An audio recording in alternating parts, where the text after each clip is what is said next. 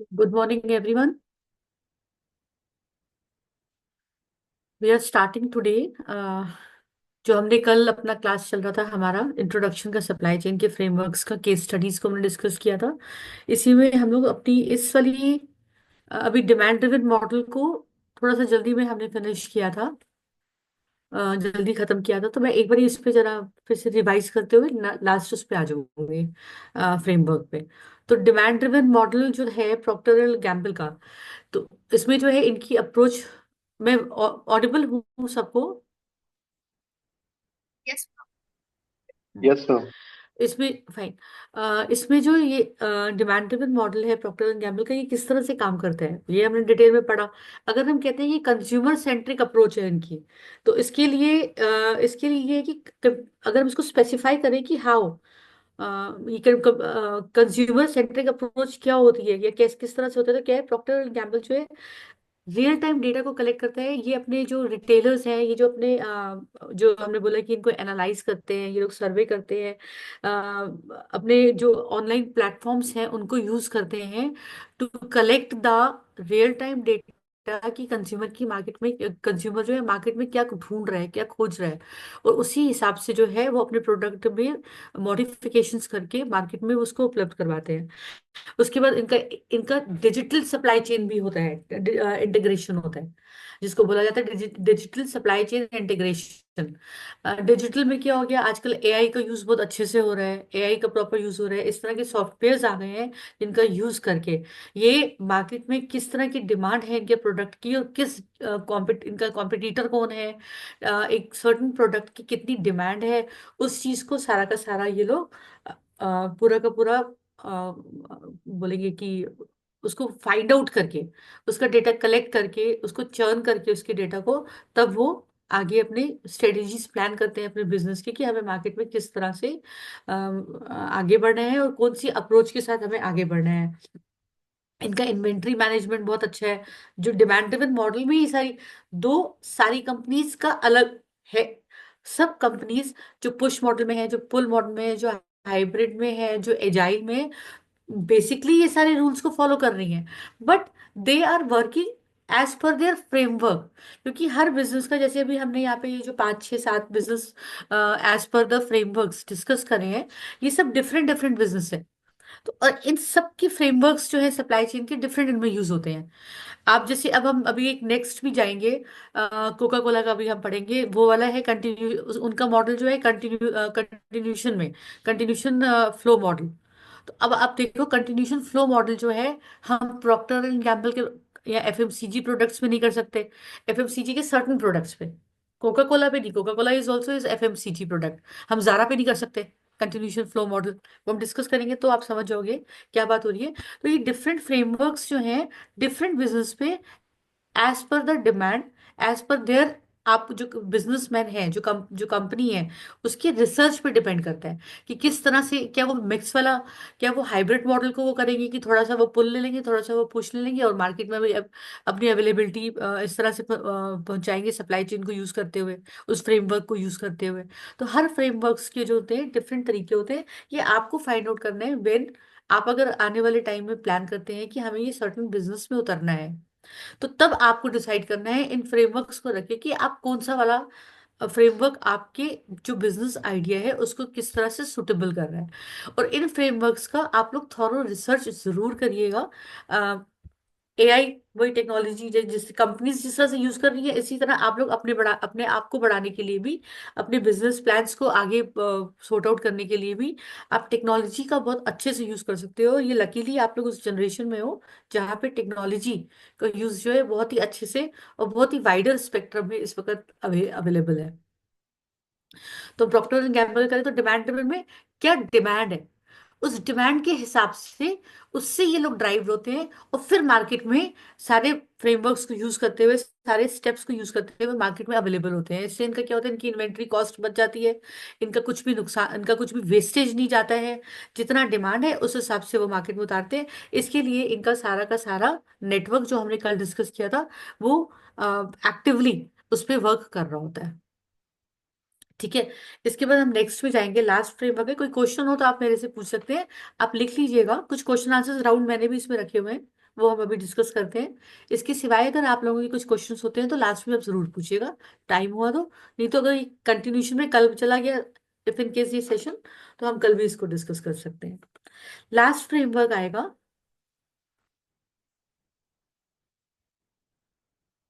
ये जिसके बारे में मैं अभी आपसे बात कर रही थी, continuous flow model Coca Cola का है। ये इसको भी बताने की जरूरत नहीं है।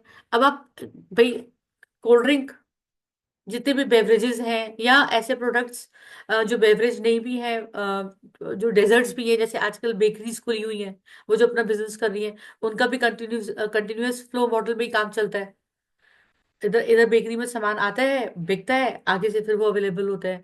तो वो किस, वो सेम उसी, मतलब उसी, और कोका कोला, थम्स अप या पेप्सी, जितने भी बेवरेज है, वो कंटिन्यूअस फ्लो मॉडल पे वर्क करते हैं। इसमें जो सप्लाई चेन मॉडल होता है, उसमें प्रोडक्शन प्रोसेस हर चीज अलाइन करी होती है। अब कभी कभी ये क्वेश्चंस मेरे से पूछा गया है हमेशा कि मैम इतनी जल्दी वो कैसे कर लेते हैं। वो इतनी जल्दी नहीं करते, उनका बिजनेस मॉडल शुरू से जब क्रिएट करा गया तो वो इसी हिसाब से क्रिएट हुआ। तो उनको कोई भी चीज नई नहीं लगती। अ, भाई, कोका कोला को हम पुल मॉडल में या पुश मॉडल में नहीं डाल सकते, फ्रेमवर्क हम बाहर यूज नहीं कर सकते। हम उसको हाइब्रिड फ्रेमवर्क में भी यूज नहीं कर सकते सप्लाई चेन को। कंटिन्यूशन में मार्केट में अवेलेबिलिटी के लिए इनको कंटिन्यूशन में अपने सिस्टम्स, अपने लॉजिस्टिक्स, हर चीज का बैलेंस क्रिएट करना होगा, सो दैट कि it is available in A market, और हर वक्त ये अवेलेबिलिटी हो। और क्योंकि मार्केट का एक ये बहुत बड़ा पहलू होता है कि आप जब तक दिखाई नहीं दे रहे हो, तब तक आप लगातार दिखाई दे रहे हो, कुछ टाइम के लिए अगर गैप हो गया तो फौरन आपका जो कॉम्पिटिटर है वो आपको ओवरशैडो कर देगा। आप फिर वापस आ जाओगे, आप फिर से वापस अपनी रफ्तार पकड़ लोगे, बट आपका कुछ ना कुछ नुकसान तब तक इस दरम्यान में हो ही जाएगा। तो इस कंटिन्यूटी को बनाने के लिए बहुत बहुत ज्यादा जरूरी हो जाता है। चिप्स, कंटिन्यूस फ्लो मॉडल में चिप्स आते हैं, जितने भी है कुरकुरे, अंकल चिप्स, लेज, ये सब इसी मॉडल में, इसी फ्रेमवर्क के तहत काम करते हैं कि अवेलेबिलिटी हर जगह रहे। और साइमल्टेनियसली डिफरेंट सेल्स फोर्स होती है, सब कुछ होता है, सबका अलाइनमेंट होता है। और इस तरह से प्रोडक्ट जो होते हैं मार्केट में हर वक्त जो होते हैं अवेलेबल रहते हैं। I hope this is clear. यहाँ पे मेरी स्लाइड्स कंप्लीट हो जाएंगी। नेक्स्ट मैंने रखा है कुछ सेशंस जो मैंने पहले लिए हुए हैं, उनको देख के कुछ क्वेश्चंस मुझे पूछे गए थे। तो I worked on those questions कि ये एक बारी बैठ के अपनी टीम के साथ हम इस बारे में बात करते हैं। अब इन क्वेश्चन आंसर राउंड में अगर आपका भी कोई क्वेश्चन है तो आप पूछ सकते हैं। कोई कंफ्यूजन है या कुछ क्वेश्चन है आपको तो।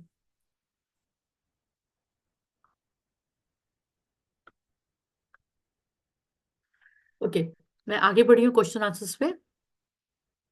एक क्वेश्चन ये पूछा गया कि how can I optimise my supply chain to reduce cost. आप जो है अपने सप्लाई किस तरह से अपनी कॉस्ट कटिंग कर सकते हो। इस पढ़ के फिर मैं आप लोगों को बताती हूँ। Start by analysing your inventory management and transportation strategies.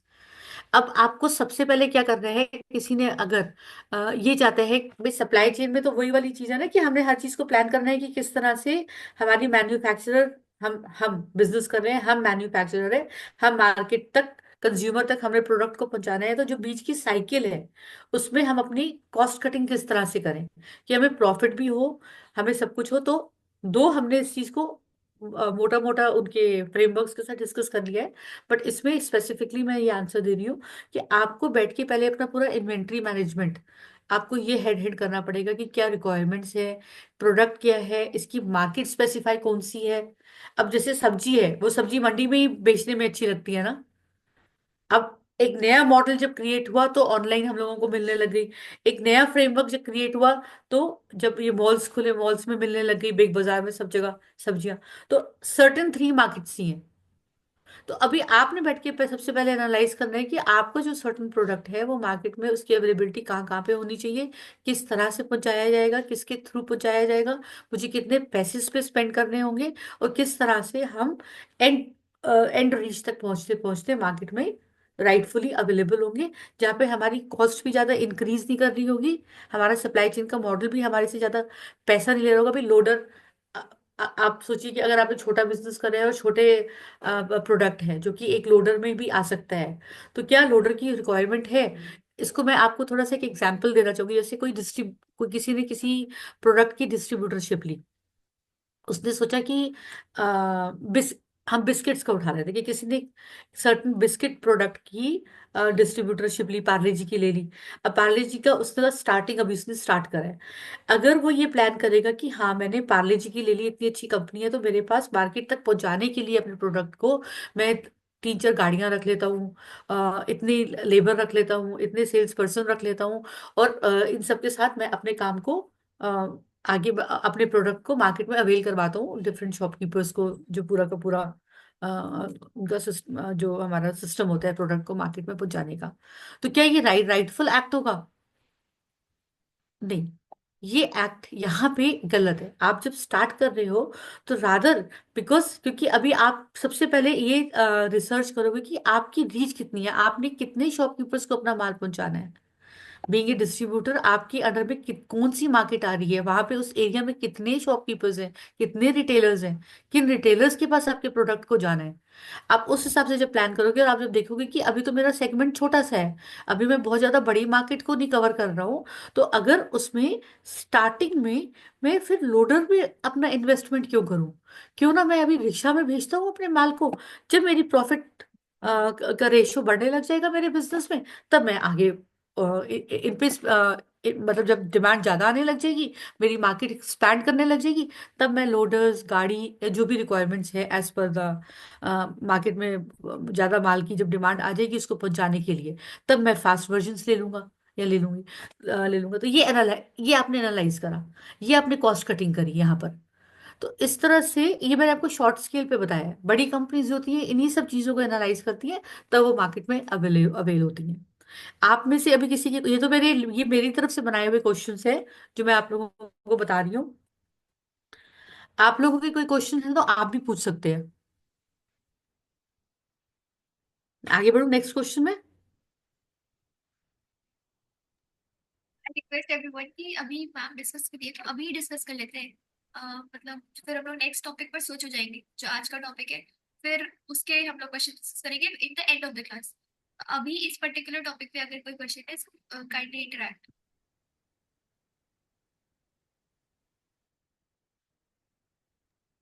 मैं नेक्स्ट क्वेश्चन में आती हूँ फिर।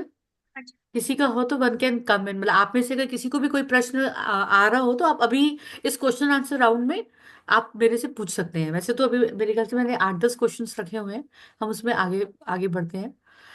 बट डेफिनेटली मुझे लगता है कि ये आप फ्रेमवर्क्स को पढ़ोगे, और मैं आगे और भी जो समझा रही हूँ आपको टेक्नोलॉजी से भी रिलेटेड, इन चीज़ों से आपको थोड़ा सा वाइडर होगा जो सोच अपने काम में आगे बढ़ने की, तो आपको क्लैरिटी आएगी।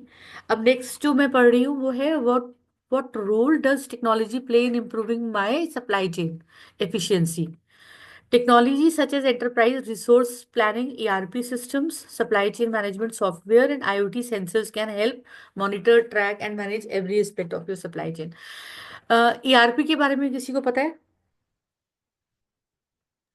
Yes ma'am. क्या है ये? Ma'am ERP enterprise resource management systems जो हमारी इन्वेंट्री ट्रैक करते हैं, हमारी इन प्रोग्रेस इन्वेंट्री जो है वो सब ट्रैक करते हैं। And we can say overall जो फंक्शनिंग है हमारे ऑर्गेनाइजेशन की वो ट्रैक करते हैं। Where we need material, where we need to supply, they all track it and help us to plan our resources in a better way. Example, any kind of Absolutely. resource that includes human.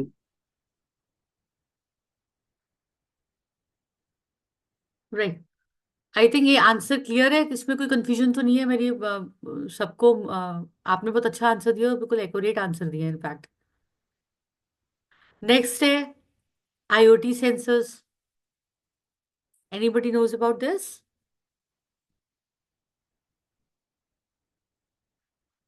मैं बताती हूँ। IoT sensors जो होते हैं ये जो supply chain के बहुत ही ज्यादा स्मार्ट डिवाइसेस, हम अटेंडेंस के लिए आजकल स्मार्ट डिवाइसेस हैं।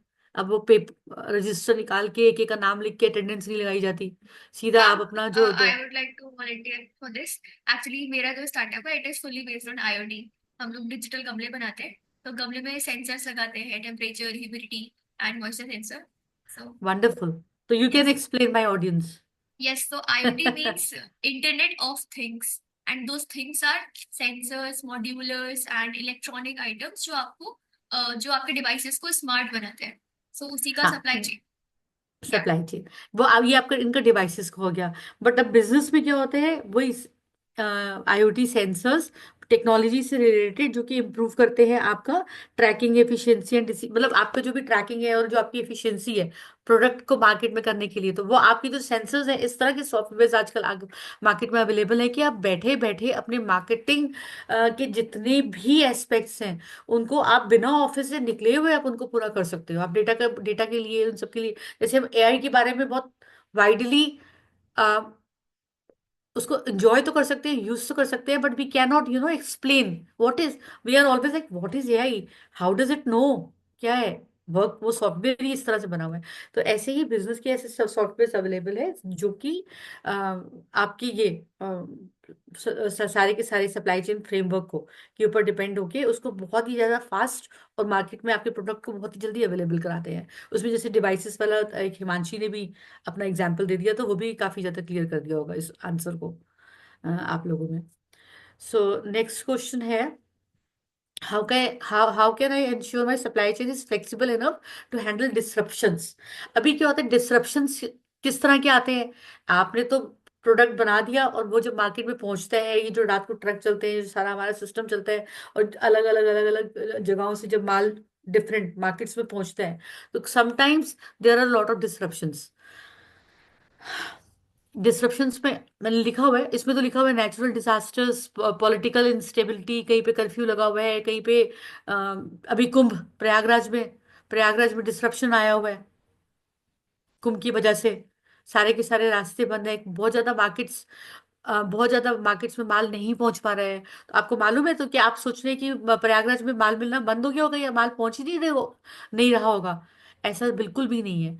हर कंपनी ने ऑल्टरनेटिव्स ढूंढे होंगे, स्टॉक ओवर करे होंगे अपने यहाँ पे प्रयागराज में, इलाहाबाद में, कि कोई भी चीज की कमी ना रहे। फोरकास्ट करके फोरकास्ट करके अपनी सप्लाई चेन को कुछ महीने पहले से ही अ, उस तरह से प्लान कर लिए होंगे।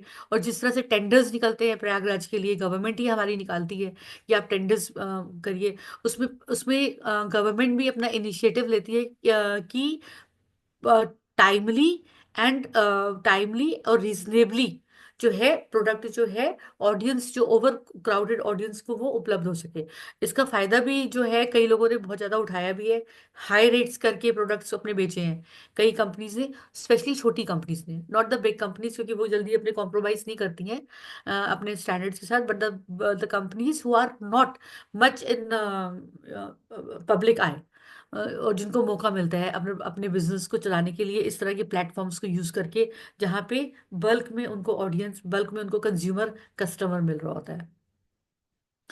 तो खैर, come back to the question, कि बिल्कुल आप डिसरप्शंस में जो है बहुत ही आराम से जो है सप्लाई चेन को जो है अपने इस फ्रेमवर्क को यूटिलाइज कर सकते हो बिना अपने आप को नुकसान करे हुए। आपके जो आपको अपने जो है सप्लायर्स के साथ रिलेशंस अच्छे बना के रखने होंगे। आपको अपने अपने प्रोडक्ट के बारे में, जो प्रोडक्ट की जो अवेलेबिलिटी और उसका जो ट्रस्ट है कस्टमर के बीच में, इतना पक्का करना होगा, इतना अच्छा करना होगा कि सो दैट कि जब डिसरप्शंस आए भी तो कंज्यूमर भागे नहीं, वो वेट कर सके या वापस आ सके। इसका एक एग्जांपल कुछ साल पहले का मैं देती हूँ इस डिसरप्शंस का। मैगी का कुछ मैगी के अगेंस्ट कुछ न्यूज़ बनी थी, जिसके पीछे मार्केट से पूरी की पूरी मैगी जो थी हटा ली गई थी। अभी म- मैगी तो वो बहुत बड़ा सेटबैक था मैगी कंपनी की हिस्ट्री में, बिकॉज मैगी जो है काफी ज्यादा सेल्स को कंट्रोल करती है। किस कंपनी की है मैगी, मुझे कोई बताएगा? नेस्ले की। नेस्ले की। इनफैक्ट नहीं, मुझे एक्चुअली में नहीं पता था, मैं भूल गई, मेरे दिमाग से निकल गया कि इट इज फ्रॉम नेस्ले। तो तो नेस्ले नेस्ले ने मतलब इट वाज बिगेस्ट सेटबैक। तो ये डिस्ट्रप्शंस किस फॉर्म में आते हैं, जब आपके कॉम्पिटिटर्स, और ये कॉम्पिटिटर्स करते हैं, it was out of blue, उनको पता था कि मैगी वापस आ जाएगी, but for that time being कुछ टाइम के लिए उस पर बैन लग गया, इट वाज नॉट अवेलेबल। लेकिन कस्टमर को और कंज्यूमर को विश्वास था। इवन मैंने भी उस आर्ग्यूमेंट में हिस्सा लिया था कि मैं तो बचपन से मैगी खा के ही बड़ी हुई हूँ, मैं तो बड़ी उम्र की हूँ, तो अभी आजकल के बच्चे को कैसे नुकसान करेगा जब मेरे को नुकसान नहीं करा। तो और हमारी एज ग्रुप में सबने ये बोला था, मतलब we everyone loves Maggi, but anyways उस डिस्क्रिप्शन उसका क्या हुआ कि उस पार्ट ऑफ टाइम के लिए वो डिसरप्शन में काफी नेस्ले की सेल्स को फर्क पड़ा, बट वो मार्केट में जब वापस आई तो उसको कवर कवर अप भी उसी तरह से कर लिया गया। बहुत ही, अब मैं उसमें अभी हमारा सेल्स में सेल्स की तरफ मैं नहीं जा रही हूँ, बट जो भी स्टैटिस्टिक्स थे वो उन्होंने आने वाले एक साल में पूरे कवर कर लिए थे अपनी सेल्स के स्टैटिस्टिक्स को। तो डेफिनेटली बिल्कुल आप अपने सप्लाई चेन को, एज पर द क्वेश्चन, कि अगर आपके सप्लाई चेन में कुछ फ्लेक्सिबिलिटी की जरूरत है, कुछ प्रॉब्लम आ रही है, तो आप उस मॉडल में बिल्कुल कॉम्प्रोमाइज कर सकते हो, आप थोड़ा सा उसको फ्लेक्सिबल कर सकते हो सो दैट कि आपको नुकसान ना हो। ये आपको खुद ही एनालाइज करना पड़ेगा। और दूसरा है कि how can, next question, how can supply chain transparency help my business. ये है, it allows you to track and verify products throughout the supply chain, building trust with your customers. It can also improve quality control, reduce fraud, and ensure compliance with regulations. Customer जो है, आज के जो customers हैं वो value करते हैं businesses को जो कि एथिकल है। मतलब आज का कंज्यूमर ज्यादा अलर्ट हो गया है। हाँ, अगर हम आज 80s की बात करें या 90s की बात करें तो उस वक्त बहुत ज्यादा कंज्यूमर सेंट्रिक अप्रोच कंपनीज की भी नहीं थी, और वो कंज्यूमर भी इतना ज्यादा अवेयर नहीं था। अगर आज की डेट में अगर देखा जाए तो इतने सारे मार्केट में प्रोडक्ट्स अवेलेबल हैं, इतने सारा नॉलेज है। अगर छोटे छोटे बच्चों से भी आप लोग बात करते हो तो आपको चार चीजें प्रोडक्ट्स के बारे में नहीं पता होंगी जो कि यंगस्टर्स या बच्चे आपको बता देंगे, ये वाली चीजें हैं। तो अनंत अब अनंत संभावनाएं हैं इस तरह। तो उस हिसाब से सबके बीच में अब सारे प्रोडक्ट्स की अनंत संभावनाएं हैं, बट सारे प्रोडक्ट्स तो ठीक से नहीं बिकते हैं सबका। सबकी, किसी की मॉडरेट सेल्स है, किसी की वेरी हाई लेवल सेल्स है, बट कुछ प्रोडक्ट ऐसे हैं जिन्होंने अपनी जगह बना ली हुई है मार्केट में। वो जगह कब बनती है, जब कस्टमर को पूरी तरह से आपके ऊपर विश्वास हो जाता है कि हाँ, आंखें बंद करके हम इस चीज को ले ही सकते हैं। मैगी की बात ही कर लेते हैं अगेन, हम मैगी चुपचाप उठा लेते हैं because it has created trust in their customers. तो वो ट्रांसपेरेंसी के साथ, उस वाले सेटबैक के बाद नेस्ले ने क्लैरिटी के साथ सारे के सारे अच्छे से डिटेल्स दिए थे, साइंटिफिक रिपोर्ट्स दी थी। उनसे उनके अप्रूवल्स जो थे कि किसी भी तरह का लेड जो है मैगी के अंदर नहीं है, वो सारी की सारी चीजें रिलीज करके फिर मार्केट में दोबारा आई थी। फिर से तभी उसने विश्वास जीता था, उस कंट्रोवर्सी को उसने इस तरह से हैंडल किया था। तो इसी तरह है कि how can supply chain transparency help my business. Definitely, अगर कोई भी काम आप बिल्कुल शुद्ध और ट्रांसपेरेंट तरीके से कर रहे हो और उसमें कहीं पे भी कुछ शेडी नहीं है, तो आप आपके ऊपर कंज्यूमर का ट्रस्ट बैठेगा। और जब कंज्यूमर का ट्रस्ट बैठेगा तो डेफिनेटली उसका सारा का सारा कंपनी के ऊपर ट्रस्ट बैठेगा, तो सारा का सारा प्रॉफिट आपके प्रोडक्ट प्रोडक्ट बिकेगा, और सारा का सारा प्रॉफिटेबल जो रेशियो है वो अपने आप ही प्रॉफिट्स जो है हाई हाई रेशियो की तरफ बढ़ेंगे। तो डेफिनेटली ट्रांसपेरेंसी हेल्प्स। तो जितना हो सके, और ट्रांसपेरेंसी कैसे आती है बिजनेस में, क्लैरिटी। आपको जो विजन है बिजनेस करने का उसमें क्लैरिटी बहुत जरूरी है। आपने मन में सोच लिया और आपको जोश आ गया कि मैं मार्केट में ये बना के बेचूंगा, ये करूंगा, या मैं ये वाली चीज का फ्रेंचाइजी लूंगा, या इस तरह से काम करूंगा, वेरी गुड, आप बिल्कुल करो, करना भी चाहिए। कोई भी काम कभी भी फ्लॉप नहीं हो सकता, कभी भी गलत नहीं हो सकता, अगर उसको ठीक से आपने एनालाइज करा हो, आपने ठीक से फोरकास्टिंग अपना करा हो, आपने ठीक से अपने सारे, supply chain framework is one part, उसके पहले का जितना भी होमवर्क अगर आपका कंप्लीट है, तब आप सप्लाई चेन में, क्योंकि प्रोडक्ट बना के आपने 100% अपने पास रख लिया, बट अब मार्केट तक पहुंचाने के लिए वो बीच के भी जितने एनालिसिस हैं जो मैंने पहले भी ऊपर कल डिस्कस किए थे, उन चीजों को अगर आप लोगों ने पकड़ लिया है तो डेफिनेटली आपको कोई भी दिक्कत नहीं आने वाली। Next question.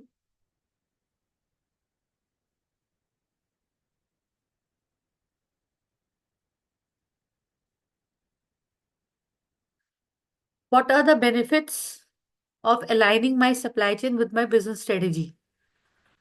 ये सिंपल सा आंसर है।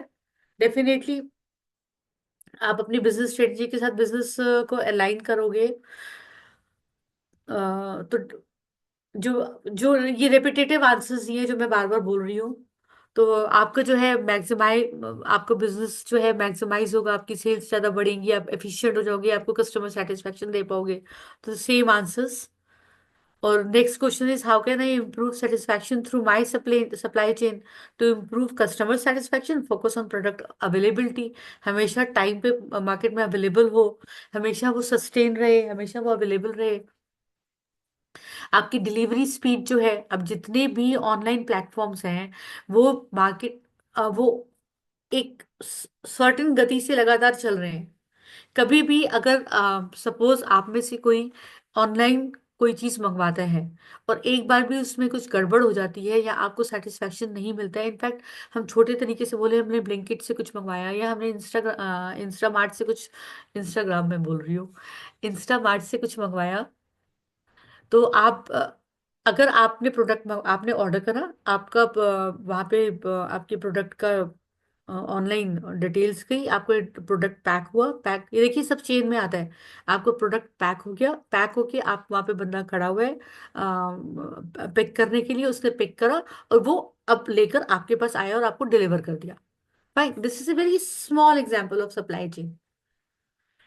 बट इफ इन केस अगर उसमें कंपनी में आपने ऑर्डर करा, सब कुछ चीजें सही हुई, ऑर्डर आपका पैक हो गया, अब पिकअप पर्सन ने पिक भी कर लिया आपको order, but if in case pickup person आपको जब डिलीवर कर रहा है और वो लेट आ रहा है, या टाइमली वो नहीं आ रहा, या उसने प्रोडक्ट को डैमेज कर दिया, या उसने प्रोडक्ट को गायब भी कर दिया, इस तरह के बहुत सारे केसेस आए हैं, तो आपका एक्सपीरियंस क्या हो गया?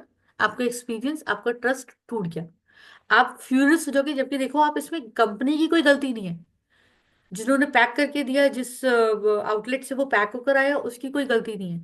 सिर्फ आपका एक छोटा सा एक्सपीरियंस ने आपको इतना ज्यादा एजिएट कर दिया, आपको इतना ज्यादा परेशान कर दिया कि आप बोलोगे कि अब अगली बार हम इससे नहीं मंगवाएंगे, अगली बार जो है मेरा एक्सपीरियंस लास्ट टाइम बहुत खराब था, तो हम इससे अब आगे नहीं लेंगे। अब देखिए इतने छोटे स्केल पे अगर ये प्रॉब्लम्स अगर क्रिएट हो सकती है, तो बड़े स्केल पे कितना ज्यादा होगा। तो सबसे बड़ी बात है कि अगर आपने अपनी बिजनेस स्ट्रेटेजी के साथ सप्लाई चेन फ्रेमवर्क का बैलेंस क्रिएट करना है, तो आपको इन चीजों का इंश्योर करना होगा कि आपकी ये कोई भी ऐसा काम ना हो आपके बिजनेस में और आपकी सारी प्लानिंग में कि जहाँ पे कस्टमर को उसका भुगतान करना पड़े, कस्टमर को डिस्टरबेंस हो। जैसे ही कस्टमर डिस्टर्ब होगा, वो फौरन आपको हटा देगा अपने एजेंडा से कि नहीं हम, क्योंकि अब कंपटीशन है, तो उसके पास सो अवेलेबिलिटी है, अगर इंस्टामार्ट है तो ब्लिंकिट भी है, ब्लिंकिट है तो बिग बास्केट भी है, और वगैरह वगैरह, जेप्टो भी है, सब कुछ है। तो कंपटीशन लगातार बढ़ता जा रहा है। तो और साइमल्टेनियसली सबके सब अच्छे से वर्कआउट हो रहे हैं। अभी तो मैं ये जेप्टो और ब्लिंकिट का एग्जाम्पल उठा लिया, तो मैं इसी को ही आप लोगों को बता के आगे कर रही हूँ। सब लोगों सारे इन सब प्लेटफॉर्म्स पे ऑर्डर जा रहे हैं, इन सब प्लेटफॉर्म्स पे ऑर्डर डिलीवर करे जा रहे हैं राइटफुली टाइम पे। बट अगर इन सारे प्लेटफॉर्म्स में से एक भी प्लेटफॉर्म में किसी भी कस्टमर का किसी भी प्लेटफॉर्म से एक्सपीरियंस बुरा हो जाता है, तो वो फौरन कट कर देते हैं कि अब मैं कभी भी ब्लिंकिट से नहीं मंगाऊंगा, सपोज अगर उनको ब्लिंकिट से अपना कुछ सामान नहीं अच्छा लगा तो। तो ये सारी चीजें कि इसमें जो भी आप काम कर रहे हो, you have to be very, again, और जो जितने भी हमने पिछला डिस्कस किए कि you have to be very transparent, बहुत ज्यादा आप रिस्पॉन्सिव हो, आपकी लॉयल्टी अपनी कस्टमर के प्रति बहुत ज्यादा होनी चाहिए, जिससे कि आप जो है एक बैलेंस क्रिएट कर सको अपनी बिजनेस स्ट्रेटेजी के साथ, अपने सप्लाई चेन फ्रेमवर्क की, क्योंकि आपकी बिजनेस स्ट्रेटेजी सिर्फ सक्सेसफुली तभी होगी जब आपका सप्लाई चेन फ्रेमवर्क बिल्कुल बैलेंस्ड होगा। Ma'am I have next. Question. Hmm. Ma'am, previous to this slide हम लोग ट्रांसपेरेंसी की बात कर रहे थे, and like I am very keen about food ingredients. तो हम्म। आई ऑफन सी कि जो कंपनी है वो जैसे कि अगर मैं चॉकलेट ले रहा हूँ, then it shows that it's a dark chocolate but it adds a lot of sugar, hmm. But they promote it as a dark chocolate. Hmm. तो मैम यहाँ पर कहीं ट्रांसपेरेंसी का लैक नहीं है जो कंपनी हम लोग को डिसेप्शन देती है? लाइक अभी कई सारे ब्रांड्स जो आजकल आ रहे हैं चॉकलेट्स के, they say that they contain 0% शुगर, but they contain some ingredients that are artificial sweeteners and they harm our body in the same manner sugar does or worse. तो मैम क्या ये डिसेप्शन नहीं है and it lacks transparency at some point? Absolutely I agree with you. बिल्कुल ये वाला dissipation है, बिल्कुल ये लोग वो कर रहे हैं, कंफ्यूज कर रहे हैं, ट्रांसपेरेंसी नहीं है। बट द थिंग बस, क्या वो हाइड कर रहे हैं इस इंफॉर्मेशन को? नहीं, कस्टमर भी उसको वाइडली एक्सेप्ट कर रहा है। तो ये चीज चल रही है, जिस दिन कस्टमर ने कह दिया कि we are not going to accept this thing, तब प्रोडक्ट, तब उनको इसको रिथिंक करना पड़ेगा। बट द थिंग वाज कि इस चीज में कंपनीज जो होती हैं अपने जो पीछे उन्होंने अपने दिए होते हैं इंग्रेडिएंट्स, पूरा का पूरा चार्ट बना होता है, आप लोग रैपर्स देखे होंगे। Yes ma'am. हम्म, उसमें वो इस तरह से इसको अवेल करवा देती है कि वो कस्टमर जब पढ़ता है तो कहते हैं वो 0 कैलोरी है, अच्छा इसमें स्टीविया डाला हुआ है, इसमें वो जो स्टीविया 0 शुगर का होता है यस मैम, आजकल। स्टीविया, सैकरिन मोनोहाइड्रेट्स या फिर फ्रक्टोज, बहुत कुछ डालते हैं।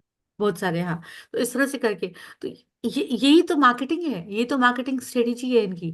मतलब जो अब ये मार्केटिंग का बोला हो जाता है, but definitely they are doing wrong कि इतना ज्यादा शुगर कह के कि अब शुगर लेस है और कह के भी वो शुगर अवेल करवा रहे हैं। बट कस्टमर यहाँ यहाँ पे कंज्यूमर का वो होता है। तो आई वुडेंट से, मतलब इसको हम बहुत एग्जैक्टली तो नहीं कह सकते हैं। आप और हम अगर बात कर रहे हैं तो हम बोलेंगे कि हाँ ये ट्रांसपेरेंसी नहीं है। बट द थिंग वाज, अगर इसको और ज्यादा वाइडर उसके स्केल में देखते हैं तो वो इस तरह से इसको रिप्रेजेंट करते हैं अपने प्रोडक्ट को, इस तरह से उसकी मार्केटिंग करते हैं, और डेफिनेटली वो यूज भी करते होंगे। हो सकता है वो स्वीटनर्स को यूज नहीं कर रहे हैं, तो खजूर या और भी बहुत सारे ऑप्शंस हैं आजकल मीठा करने के लिए, तो उस चीज के ऊपर फोकस कर देते हैं। बट द थिंग इज कि यहाँ पे कस्टमर ने जब इस चीज को, इस एस्पेक्ट को क्वेश्चन मार्क नहीं करा है, तो they are selling their products non genuinely. Okay ma'am, thank you so much. Thank you. Ma'am मेरा एक क्वेश्चन है कि अभी जैसे आपने बताया कि ब्लिंकिट या फिर जेप्टो इंस्टामार्ट से जो डिलीवरी राइडर होता है वो हमारे पास सामान लेके आता है एंड उस बीच कुछ भी प्रॉब्लम होता है।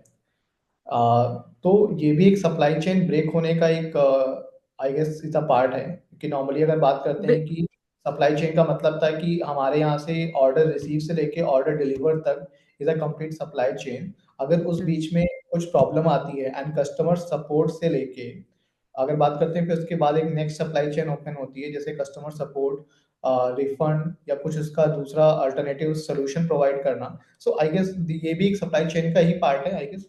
एब्सोल्युटली। आप देखिए ना, अभी इस बात को ऐसे ही पूरा करते हैं। अच्छा, वो आपने क्वेश्चन उठाया, हमारा एज ए कस्टमर हमारा तो वो हो गया, मन खराब हो गया कि भाई ये सारा गड़बड़ हो गया। बट वही जो आप कह रहे हो, कस्टमर कंपनीज ने इन चीजों को सॉर्ट आउट करने के लिए अपने कस्टमर केयर रखे हुए हैं। It happens to me so many times. I I मतलब मैंने अपनी फिर कंप्लेन करी कि भाई मुझे ये प्रॉब्लम हुई है, फौरन ये रिफंड कर देते हैं।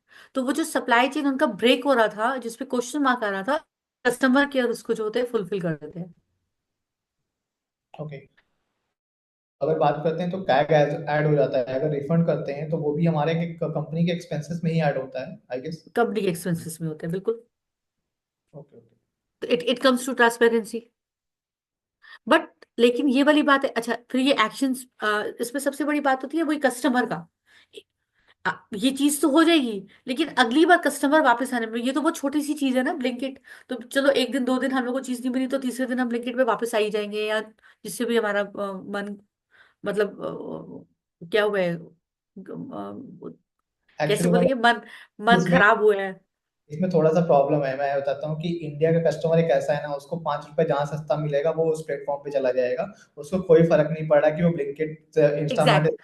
तो आ वो रहा है। 3 दिन बाद वही ब्लिंकिट से, जिससे सोच रहा कि मैं कभी भी नहीं करूंगा, उसने देखा कि अच्छा हाँ। कंपनी, अब इसी को आप बड़े उस पे ले जाओ, बड़े प्रोडक्ट्स पे ले जाओ। यही होता है। कितनी बारी आपने देखा होगा कार वार्स का जब होता है, कार अगर खराब बन के, अच्छी कंपनीज की टोयोटा ने कितनी बारी गाड़ियां उठवाई हैं अपनी, कि हम्म, प्रोडक्ट में ये वाली कमी है, जिसको जो जो जिनको जिनको हम बेच चुके हैं वो सब हमें वापस कर दे, हम नई उसकी जगह नई गाड़ी आपको अवेल करवाएंगे। हम्म, बिकॉज वो उनको करना ही पड़ेगा, अगर वो नहीं करेंगे तो टोयोटा आगे से कभी भी नहीं बिकेगी। Yes exactly. राइट। तो ऐसी वाइडर होते होते सेम फॉर्मूलाज है, मार्केटिंग, सप्लाई चेन, सब जगह एक ही रूल है। बस बिजनेस की साइज पे डिपेंड करता है, बिगेस्ट, स्मॉलर, सब जगह एक ही रूल है। मार्केटिंग का भी, सप्लाई चेन्स के मॉडल्स का भी, सब तरह का जो भी एक बिजनेस स्ट्रेटेजी में, एक बिजनेस को स्टैब्लिश करने में जो जो चीजों के जो जो पॉइंट्स आते हैं, वाइडर और स्मॉलर दोनों वे में, वो हर जगह एक जैसे ही इम्प्लीमेंट होते हैं। So clear with these questions? Yes yes. Ma'am I have a question. हाँ जी। मैम, ट्रेंड और कस्टमर डिमांड, इसमें क्या डिफरेंस होता है? किसमें फिर से पूछिएगा। ट्रेंड ट्रेंड और कस्टमर डिमांड, इन दोनों में क्या डिफरेंस होगा, कैसे डिफरेंशिएट ट्रेंड, करेंगे? ट्रेंड, जी।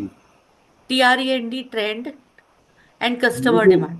जो हम लोग आपने जारा के केस में बताया था ना कि वो ये देखते हाँ, हैं कि मैं बता मार्केट रही में हूँ आपको। ट्रेंड कैसे चल रहा है। मैं ये नहीं समझ पाया कि उनको पता कैसे चलता है कि ट्रेंड क्या चीज़ है, या ओके। क्योंकि आप ऐसा भी तो कर सकते हो, कोई एक नया फैशन की चीज़ आप नया लॉन्च कर दो, वही ट्रेंड बन जाए। आप ट्रेंड जनरेट भी कर दो। और मुझे तो ना, नहीं समझ में आता कि मतलब कोई ट्रेंड ऑब्जर्व कैसे करता ये है। बहुत ही हेयर लाइन है, बहुत ही अच्छा क्वेश्चन है, मुझे अच्छा लग रहा है इसका आंसर देने में, आई होप कि मैं दे पाऊँ। ट्रेंड इज व्हाट, आपने जो बोला कि एक प्रोडक्ट मार्केट में आया और किसी ने जैसे हम जारा का ही लेते हैं, जारा का या कोई कोई भी प्रोडक्ट का लेते हैं। Trend is what it is created by company. Market में एक चीज आई, अच्छी लगी, एक को अच्छी लगी। ट्रेंड अपने आप नहीं होते, कंपनी ये सोच के हर प्रोडक्ट को जब मार्केट में उतारती है, तो वो ये चाहती है, स्पेशली अगर हम फैशन इंडस्ट्री की बात करें या कोई सर्टन प्रोडक्ट्स की बात करें, कि वो चीज मार्केट में खूब बिके।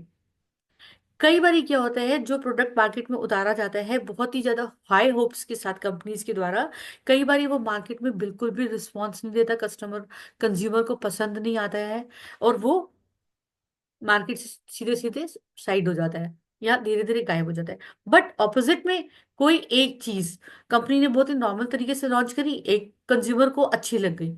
अब कंज्यूमर का सबसे बड़ा, मार्केटिंग में सबसे बड़ा टूल है सेल्स का, word of mouth. Word of mouth के थ्रू जब एक चीज आती है, अच्छा ये प्रोडक्ट आया है, ये बहुत ज्यादा बढ़िया चल रहा है, बहुत बढ़िया चल रहा है, वो चलते चलते वो प्रोडक्ट जब मार्केट में हिट कर जाता है, तो वो ट्रेंड बन जाता है। क्लियर? Yes yes ma'am. वो जब ट्रेंड बन जाता है, तो अब उसकी जो होती है हॉट से, मतलब जबरदस्त तरीके से उसकी सेल शुरू हो जाती है। डिमांड सप्लाई का खेल अच्छे से खेला जाता है उसमें। जितनी डिमांड आती है उतनी सप्लाई कंपनीज देती हैं।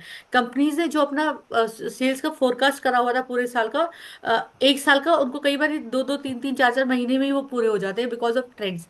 अब ये ट्रेंड सेटर्स हो गए। अब कस्टमर क्यों डिमांड करते हैं? क्यों? क्योंकि वर्ड ऑफ माउथ के थ्रू, अच्छा है, अच्छा है, अच्छा है। अब एप्पल, एप्पल ठीक है, बहुत, नो डाउट, मैं हमेशा एप्पल के बारे में भी बात करती हूँ आजकल, is a good product. But उसको स्टैब्लिश करने में, और उसने दिया भी, उसकी क्वालिटी कंट्रोल भी उसका बहुत अच्छा है, बट वो ट्रेंड ट्रेंड सेटर बन गया। हर बार ही उसके नेक्स्ट फोन के आने का हमेशा कंज्यूमर्स को, जो उसको सब परचेज कर सकते हैं, उनको वेट रहता है। तो वो ट्रेंड सेटर्स है, वो ट्रेंड एक क्रिएट हो गया है कि आफ्टर 1 2 और 3 इयर्स एप्पल का फोन वाला पुराना हो गया, और नए वाले पे हमने जाना है। कस्टमर में डिमांड बनी हुई है, जैसे ही वो मार्केट में आएगा, जो उसको परचेज कर सकते हैं, तुरंत जाके उसको खरीदेंगे। तो यहाँ पे ट्रेंड पहले सेट होता है, और वो भी कस्टमर ही सेट करता है, और उस हिसाब से उसकी डिमांड बढ़ती है कस्टमर की, प्रोडक्ट की, कस्टमर के बीच में। ठीक है, इसका कुछ यस मैं ma'am, yes ma'am, yes ma'am. Actually मतलब, मैं जो कॉन्टेक्स्ट था ना, कल जब आप इसे पढ़ा रहे थे ना, तो मुझे एक बार मैंने आपसे पूछा भी था लिमिटेड एडिशन के बारे में, आपको याद होगा। उस कंडीशन हाँ में जी, होता था ना, शुरुआती दौर में जो एमआई के फ़ोन बन रहे थे ना मैम, हाँ तो जी। फ्लिपकार्ट पे एमआई 12 बजे, मान लीजिए किसी डेट को 12 बजे सेल करती थी, और 1000 डेढ़ हजार प्रोजेक्ट के बाद सोल्ड आउट हो जाते थे। हम्म। तो ना मुझे ऐसा लगा कल, रिलेट कर पा रहा था कि हो सकता है कि वो कस्टमर, इससे कस्टमर रिस्पॉन्स भी चेक कर लेते हो। उतने में जैसे आपने एग्जैक्टली, बताया था ना कि सेलेक्टेड बैच, स्मॉल बैच में बनाओ और लॉन्च करो। तो अभी ये फ्लैश सेल नहीं आती, जो फ्लैश सेल आती है, जी जी जी जी। हाँ, लेकिन लेकिन इनकी गारंटी नहीं होती। ये तो ये सेल्स स्ट्रेटेजीज है, इसमें ये सप्लाई चेन या इससे नहीं है, ये उनकी कंपनीज की सेल्स की स्ट्रेटेजीज होती है, फ्लैश सेल। जबकि कहीं पे भी कंपनी अपना नुकसान नहीं कर रही होती है, बस वो बेवकूफ बना रही होती है हम कंज्यूमर्स को, बट हमें फायदा हो जाता है। वो ये एक एक चीज़ और सुनो, एक छोटा सा इनपुट, कि मान लीजिए कोई प्रोडक्ट हम पहली बार लॉन्च कर रहे हैं, हम्म। पहली बार मतलब हमने कोई हम्म। चीज़ बनाई और उसे लॉन्च करना है। थोड़ा सा उसको भी ध्यान में रख के मतलब ये कोशिश करिए बताने की कि ये जो मतलब इनमें से कौन सा चेन फॉलो करें, तो जो स्मॉल बैच वाला ही फॉलो करें, जो पहली बार आपने नहीं कहा नहीं, था कि एक बार फिर से आप बोलिए, फिर से क्वेश्चन को रिपीट करिए। जैसे एक एक एक्सरसाइज करने के लिए मतलब जो लोअर एब्डोमिनल होता है ना, एब्स के लिए क्रंच मशीन होती है। मान लीजिए किसी ने एक मशीन बनाई कि इसको क्रंच की एक नई मशीन बना देते हैं हम, ठीक है। सस्ती है, 1500-1600 की मशीन है। हाँ अब जी। वो उसे लॉन्च करना चाहता है, तो वो किस किस चैनल को फॉलो करे पहली बार? सप्लाई चेन से रिलेटेड कि मार्केटिंग से रिलेटेड आप पूछ रहे हो? नहीं मतलब हाँ, आप, ठीक है, सप्लाई चेन मैं में कुछ ही। कुछ सप्लाई चेन में ही वो किस फ्रेमवर्क को यूज करें। जी जी जी जी जी, पहली आई बार वुड करना से है। हाइब्रिड, पहली बार के लिए हाइब्रिड, कुछ हाइब्रिड। पुल कुछ पुश। ओके ओके मैंने, ठीक। ये मेरा है, आप एजाइल भी कर सकते हो, बट आई थिंक कि वो agile is for fashion brands और दूसरे ब्रांड्स के लिए। पुल एंड पुश मॉडल को अगर आप करते हो तो जी जी। यहाँ आप कहीं ना कहीं प्रॉक्टर एंड गैम्बल वाला भी कर सकते हो। वही मैंने कहा कि ये सारे फ्रेमवर्क्स अलग अलग हैं, इनका आप मिक्सचर भी क्रिएट कर सकते हो अपने हिसाब से। कहीं ना कहीं आप डिमांड ड्रिवन भी कर सकते हो कि कितनी डिमांड है, उसके लिए आप जो है पहले प्लान करो कि मार्केट रिसर्च करते हैं, मार्केट में रिसर्च करके देखते हैं कि कितनी डिमांड है, कि क्या रिस्पॉन्स आया है, जिसमें से आपको कई लोग बोलेंगे कि हाँ ठीक है हम ले लेते हैं, कई लोग बोलेंगे नहीं नहीं पता नहीं चीजें चलेगी कि नहीं चलेगी। तो इस तरह से करके आपने वो रेशो को चेक करना है, आप थोड़ा सा मार्केटिंग एनालिसिस करके आप उस अपने सप्लाई चेन के दो तीन फ्रेमवर्क्स को मिक्स करके इस मॉडल। देखिए सप्लाई चेन फ्रेमवर्क में सब, सप्लाई चेन फ्रेमवर्क क्रिएट कब होता है, जब सारा का सारा आप लोग एनालिसिस कर चुके हो, आप लोग 100, हर एक में 100% श्योरिटी होनी चाहिए। इनफैक्ट कंफ्यूजन्स में भी 100% श्योरिटी होनी चाहिए। अगर आप कंफ्यूज हो तो भी आपको 100% श्योर होना चाहिए कि कंफ्यूजन किस चीज का है। आप हाइपोथेटिकली एक एक सपना देख कर कि अगर ऐसा हो गया तो वाला कंफ्यूजन नहीं। ये कंफ्यूजन्स आ सकते हैं कस्टमर्स के बीच में, तो इसके क्या आंसर्स होंगे और उस वक्त पे हमने क्या करना है। आपको हर चीज का 100% जब श्योर होते हो तब आपको सप्लाई चेन की जरूरत पड़ती है। आप मार्केट अपने प्रोडक्ट के लिए जब पूरी तरह से रेडी होते हो, मार्केट एनालाइज कर चुके हो, अपनी कॉस्ट को रिड्यूस कर चुके हो, आगे आपके सप्लायर्स जो है, आपके बैकअप। एक चीज और, हमेशा अपना बैकअप प्लान लेके जरूर चलिए। इफ इन केस आपका सप्लायर है, आपने नया प्रोडक्ट बनाया, आपने अपने सब एक सेट कर लिया कि हाँ मैं इतनी फ्रेंचाइजी करूंगा या मैं इतना डिस्ट्रीब्यूटर्स रखूंगा या मैं इनको इनको सप्लाई करूंगा, यहाँ यहाँ पे रख रख के मैं अपने प्रोडक्ट को बेचूंगा। बट हो सकता है कुछ ऐसा कारण बन जाए कि जहाँ पे सप्लायर बैकआउट हो जाए कि नहीं भाई मैं आपके प्रोडक्ट को नहीं करूंगा, अभी बहुत नया है, मैं रिस्क नहीं लेना चाहता। तो आपको वो बैकअप प्लान भी करके रखना पड़ेगा कि अगर ये नहीं लेता तो नेक्स्ट मैं किसको दे सकता हूँ, अगर ये नहीं लेगा तो मैं इसको बेचूंगा, ये भी नहीं लेगा तो फिर मैं आगे क्या करूंगा। ये सप्लाई चेन फ्रेमवर्क का मॉडल है। इसमें ये चीज मैंने डिस्कस करना, इस पॉइंट को मैं भूल गई, आपसे बात करते करते मुझे याद आ गया ये वाला point. Backup plan is very important. कभी भी आप किसी, अगर आप नया प्रोडक्ट मार्केट में लॉन्च कर रहे हो तो कभी भी एक दो या तीन या चार करके आप जो है रुक मत जाइए। आप हमेशा एक अपना बैकअप प्लान रखिए कि एक दो तीन चार ने अगर मेरे मेरे से बैकआउट होते हैं तो मेरा उसके बाद नेक्स्ट प्लान क्या है। आपके पास एग्जीबिशंस हैं, आपके पास ये जो मेले लगते हैं प्रगति मैदान में दिल्ली में, वो हैं अपने नए प्रोडक्ट्स के लिए। इतने प्लेटफॉर्म्स, और गवर्नमेंट की अगर आप खोलते हैं, हमारी गवर्नमेंट ने एंटरप्रेन्योरशिप को जो बढ़ाने के लिए जो योगदान दे रही है, वो तो लाइक इसके पहले कभी भी किसी भी मतलब इतने इयर्स में कभी भी ऐसा नहीं हुआ पिछले सालों में, जो कि अभी बूम आया है। स्टार्टअप्स का बूम आया है, नए प्रोडक्ट्स के लॉन्च होने का जो बूम आया है, इसका आप लोग बहुत अच्छे से फायदा उठा सकते हो और अब बहुत ही ज्यादा अपनी कॉस्ट को रिड्यूस कर सकते हो। गवर्नमेंट्स की जो पॉलिसीज आई हुई हैं या जो ऑफर्स आए हुए हैं उनको यूटिलाइज करके। राइट, अभी नेक्स्ट क्वेश्चन में आ गई हूँ मैं क्या?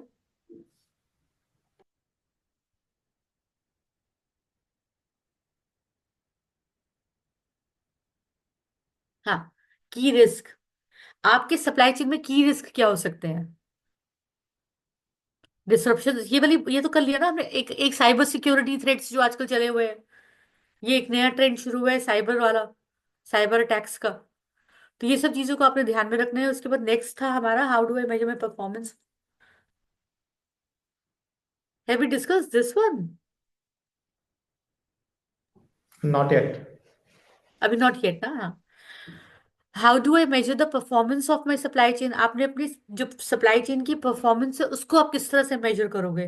Performance can be measured through various key performance indicators such as delivery time, कितनी टाइम में आपका प्रोडक्ट की डिलीवरी कितना ले रहे हैं डिलीवर होने में, एक सर आपके फैक्ट्री से निकल के सर्टन जो जो उसके पड़ाव है वहां वहां तक पहुंचने में, आपका इन्वेंट्री का टर्नओवर क्या है, आपके ऑर्डर की एक्यूरेसी कितनी है, और आपका कस्टमर सेटिस्फैक्शन लेवल्स कितने हैं। ये सारे के सारे आपके सप्लाई चेन की परफॉर्मेंस को एनहांस करेंगे अगर आप इन चीजों को अप टू डेट और परफेक्टली कायदे से इसको ध्यान में रखोगे तो। कुछ भी इरेगुलरिटीज तो नहीं है आप और इस चीज को एक दिन बाद दो दिन बाद वाला नहीं करना आपका, ये आपका रोज का नियम है। Every every day when you start your day आपको इन सब चीजों को एनालिसिस इन सब चीजों को करना ही पड़ेगा, रखना ही पड़ेगा। और ऑब्वियस सी बात है ये सब तो आपको खुद भी पता होगा।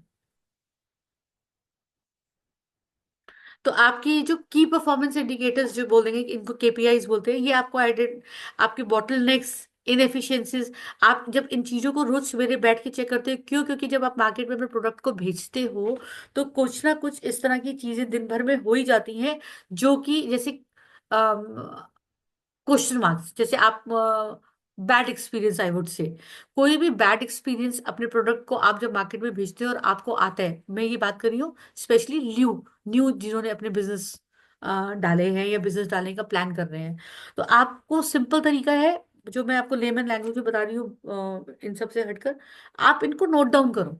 आपको जो जो थ्रेट, अगर शॉर्ट में बोलेंगे कि जो जो थ्रेट मार्केट से आ रहे हैं, एक तो आपने इमेजिन करा, एनालिसिस करा कि मेरे को मार्केट से ये प्रॉब्लम्स आ सकती हैं, कस्टमर से ये प्रॉब्लम आ सकती है, प्रोडक्ट से रिलेटेड ये प्रॉब्लम्स आ सकती है। एक तो आपने पहले से ही उसको फोरकास्ट कर लिया अपने मन में।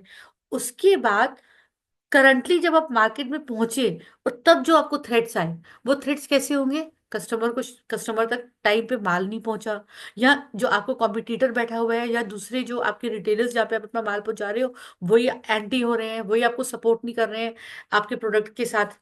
आपका प्रोडक्ट आपके कहने पे रख तो लिया, बट वो प्रेफर कर रहे हैं कि हम दूसरे प्रोडक्ट की सेल्स पे ध्यान देते हैं, अभी ये तो नया आया है देखते हैं। वो कस्टमर के सामने उसको पुश ही नहीं कर रहे। तो ये चीजों को आपको एनालाइज करना पड़ेगा, तभी आपका जो परफॉर्मेंस है सप्लाई चेन की, तभी बेनिफिट। भाई आपकी परफॉर्मेंस, आपने प्रोडक्ट रखा है, अगर आपका सप्लायर ही उसको प्रोडक्ट कस्टमर को नहीं दिखा रहा है तो डेफिनेटली उसको बिकने में टाइम लगेगा। और उसको बिकने में टाइम लगेगा तो आपका सप्लाई चेन टूटेगा। आपका सप्लाई चेन इसलिए टूटेगा, क्यों? क्योंकि प्रोडक्ट तो मार्केट में है, तो आप भेजोगे कैसे भी दोबारा दूसरा? धीरे धीरे आपके पास स्टॉक होता जाएगा। तो आपको एक एस्पेक्ट से अगर शुरू हुए हो तो आपको हर वक्त, इसीलिए टीम्स अलग अलग होती है, सेल्स टीम्स, मार्केटिंग टीम्स, इनका ये अलग अलग काम होता है जो सप्लाई चेन को स्मूथ रखती है। आपकी परफॉर्मेंस सप्लाई चेन की इसकी परफॉर्मेंस को स्मूथ रखती है। तो इन सब पे अगर आप सही सही तरीके से पकड़ रखते हो, जिसको हम कहते हैं कि बिजनेस में पकड़ बड़ी है, फलाना बंदा काम कर रहा है उसकी बिजनेस में पकड़ है, ये इसको बोलते हैं पकड़। क्योंकि अब डेफिनेशंस आ गई, हम जब पढ़ने लग गए और पढ़ने पढ़ाने के जब दिन आए तो हम लोगों ने डेफिनेशंस क्रिएट कर ली। आज से बहुत साल पहले जब हमारे दादा और सब लोग काम करते थे तब तो इतना सारा ये सब चीजें नहीं थी, बट एक्चुअली में वो लोग इन बेसिस पे काम कर रहे थे जिन्होंने हमने जिसको हमने शब्दों का रूप दे दिया। तब भी वो लोग सप्लाई चेन का, वो लोग उनकी पकड़ होती थी, और पकड़ का मतलब ये होता है कि जितने भी एस्पेक्ट्स बिजनेस में होते हैं, चाहे वो छोटे से छोटे हों चाहे बड़े से बड़े हों, उन पे बिल्कुल बैलेंस्ड और 100% सही पकड़ होनी चाहिए। आप बिल्कुल अलर्ट रहनी चाहिए, ये सोच के, अरे छोटी सी बात है, फलाने ने मेरे प्रोडक्ट को इस तरह से धिकार दिया। कितनी बार ऐसा होता है, मैंने कई स्टार्टअप्स में इस चीज को नोट करा है। 1 सेकेंड।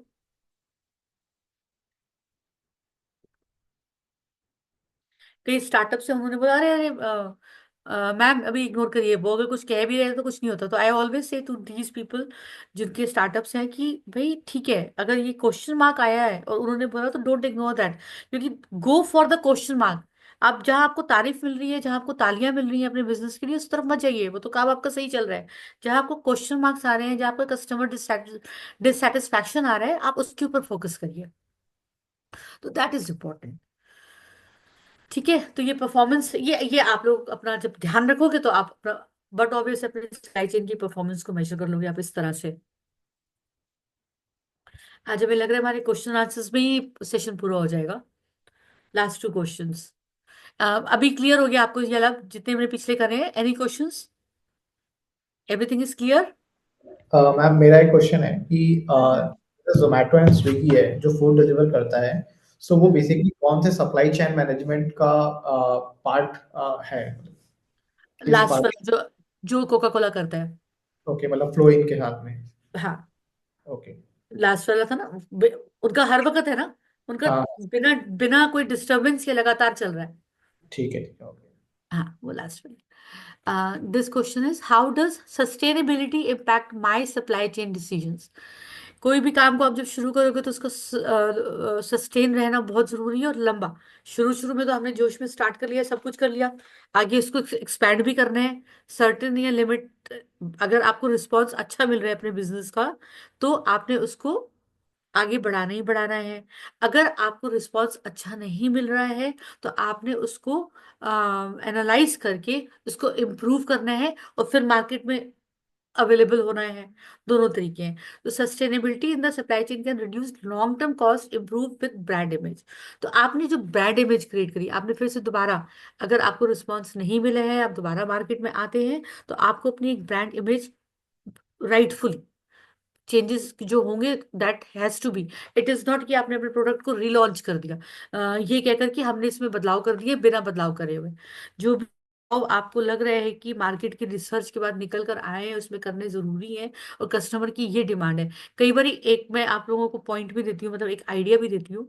समटाइम्स व्हाट हैपेंस कि आप एक प्रोडक्ट को सपोज मार्केट में लॉन्च करते हो, होता क्या है कि आपने तो सारे एस्पेक्ट्स को रिसर्च करके प्रोडक्ट को लॉन्च कर दिया। कई बार लोगों को आइडियाज आए हैं, जब कस्टमर आके उनसे क्वेश्चंस पूछते हैं, इसमें ये चीज नहीं है क्या, फौरन जो प्रोड्यूसर है, जो मैन्युफैक्चरर है, इस चीज को नोट करके वो चीज को एड ऑन कर देता है अपने उस प्रोडक्ट पे।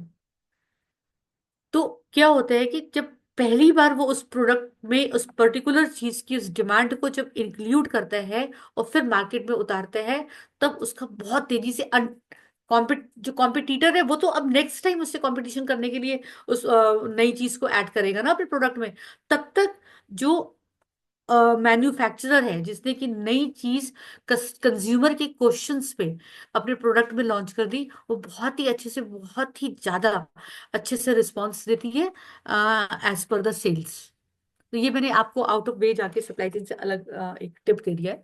But anyways, come back to this question. तो सस्टेनेबिलिटी, मार्केट में एक सस्टेन तरीके से हर वक्त प्रोडक्ट अवेलेबल रहे, ये आपकी, ये जितने भी हमने क्वेश्चंस करे एफिशिएंसी पे निर्भर करता है कि आप लोगों का कितना कमांड है अपने बिजनेस पर और कितना पकड़ है, अगेन हर सिचुएशन पे, हर एस्पेक्ट के बिजनेस के। आपके उसमें कॉम्पिटिटर्स भी हैं, आपके अपने जो खुद के आपके जो एस्पेक्ट्स हैं देखने के लिए एक बिजनेस को चलाने के लिए, वो भी हैं।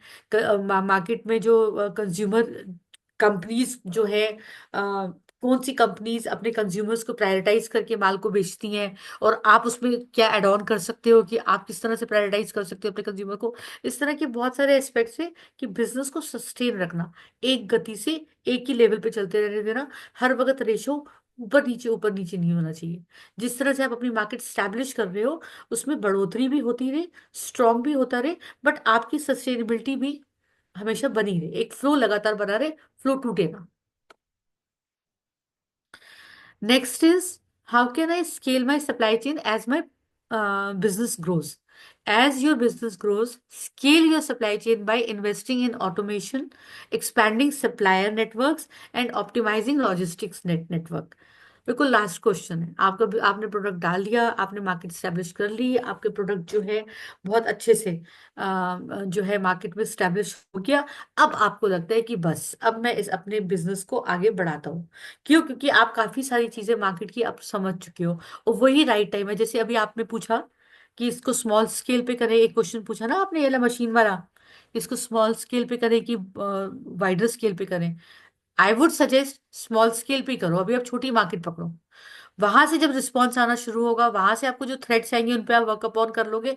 जब आप फाइनली आपका रेशियो बहुत स्मूथली आपका फंक्शन करने लग जाएगा, उसके बाद आप आगे बढ़ के फिर अपने लॉजिस्टिक्स बढ़ाओ, आप अपना नेटवर्क बढ़ाओ, अपने सप्लायर्स, अपने ये जो डीलर्स है उनको आप बढ़ाओ। उस तरह से आप इस तरह से जब धीरे से ऐसे स्टेप वाइज आगे बढ़ोगे तो आपको सप्लाई चेन का मॉडल बहुत ही स्ट्रांगली आपको सपोर्ट करता हुआ आपके बिजनेस को ग्रो करवाएगा। क्लियर? टेक्नोलॉजी की आप हेल्प लीजिए, सबसे बड़ी बात। अभी तो मैं सिर्फ एआई बोल रही हूँ, या जैसे चैट जीपीटी बोल दिया, ये जो डिफरेंट टूल्स हैं, कितने सॉफ्टवेयर्स मार्केट में अवेलेबल हैं कि आप लोगों का बहुत ज़्यादा टाइम रिड्यूस होगा। बट थिंग इज, वो आप लेटर ऑन स्टेजेस में कर सकते हैं। अगर आप नया बिजनेस लॉन्च कर रहे हैं, अपना नया बिजनेस डाल रहे हैं, तो बहुत ज़्यादा टेक्नोलॉजी पे शुरू में आप स्पेंड नहीं कर सकते, बिकॉज आपका बजट डिस्टर्ब हो सकता है। आप वो भी, बट ऐसा भी नहीं है कि सिर्फ महंगे ही सॉफ्टवेयर अवेलेबल है। आपको वो रिसर्च खुद करनी होगी कि आप एक रीजनेबल प्राइस वाला सॉफ्टवेयर अपने प्रोडक्ट से रिलेटेड अगर ढूंढ सके, तो उसको आप अपने उसमें बिजनेस में इंक्लूड करें आगे बढ़ाने के लिए। तो फाइन, आई थिंक हमारा बिल्कुल टाइम पे क्वेश्चन आंसर्स राउंड पूरा हो गया है। तो एनी क्वेश्चंस आप लोगों में से किसी को? और क्लियर हो गया आपका ये फ्रेमवर्क वाला पार्ट?